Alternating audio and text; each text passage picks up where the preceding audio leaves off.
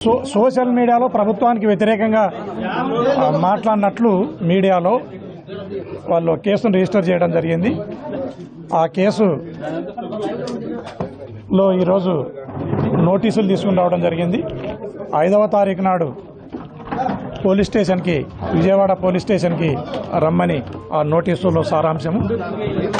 నేను నా లీగల్ అడ్వైజర్ల ద్వారా కానీ కోర్టు ద్వారా కానీ ఖచ్చితంగా న్యాయం పొందుతానని నేను ఆశిస్తున్నాను. ఇప్పటికే పోసాడు అరెస్ట్ అయ్యారు, వాళ్ళని వంశీ అరెస్ట్ అయ్యారు. నెక్స్ట్ టార్గెట్ గొర్రెట్ల మాధవేనా? వాళ్ళు ఎవరిని అరెస్టు చేసినా ఈ రాష్ట్రంలో వైఎస్ఆర్ కాంగ్రెస్ పార్టీ అదిరేది లేదు, బెదిరేది లేదు. ఖచ్చితంగా వాళ్ళు అరెస్టులు చేసే కొద్దీ ఇంకా ప్రజలలో ఈ ప్రభుత్వం పట్ల, ఈ కూటమి ప్రభుత్వం పట్ల వ్యతిరేకత పెరుగుతుంది. కానీ ప్రజల్లో ఎలాంటి సానుకూల స్పందన ఈ ప్రభుత్వానికి రాదు అని సందర్భంగా తెలియజేస్తున్నారు. ఒక మానవత్వం ఉన్న మనిషిగా చెప్పండి, మా ఇంటర్వ్యూలో బాధితుల పేరు చెప్పొచ్చా మనం మామూలుగా బయట? సరే, అకార్డింగ్ టు లా ఎవరు చెప్పనంత వరకు, ఎవరు డిస్క్లోజ్ చేయనంత వరకు, ఎక్కడ కూడా పేపర్లో కానీ సోషల్ మీడియాలో కానీ ఆ పేరు రానంత వరకు ఎవరు దాన్ని ప్రస్తావించినా అది తప్పవుతుంది. అది నాకు కూడా తెలుసు.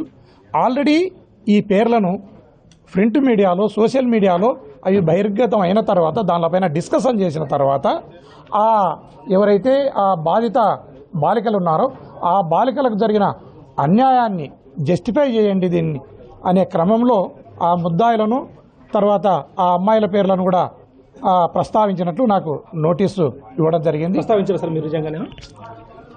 ఆల్రెడీ ప్రస్తావించిన దానిలను పలానా పేపర్లో ఈ రకంగా వచ్చింది, ఫలానా సోషల్ మీడియాలో ఈ రకంగా వచ్చింది అని మాట్లాడడం జరిగింది.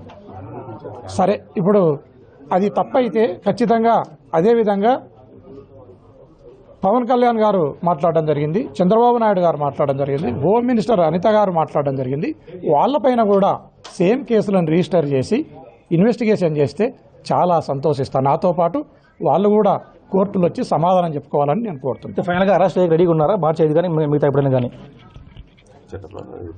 సరే, దాన్ని ఇప్పుడు అరెస్టు చేస్తారా లేకుంటే బెయిల్ వస్తుందా రేపు నేను ఒకసారి చూసుకుంటా. మళ్ళీ నోటీసును మళ్ళీ ఒకసారి ఈ ప్రెస్ మీట్ అయిపోయిన తర్వాత, ప్రెస్ వాళ్ళంతా పోయిన తర్వాత ఒకసారి చూసుకుంటే నాకు అర్థమైపోతుంది.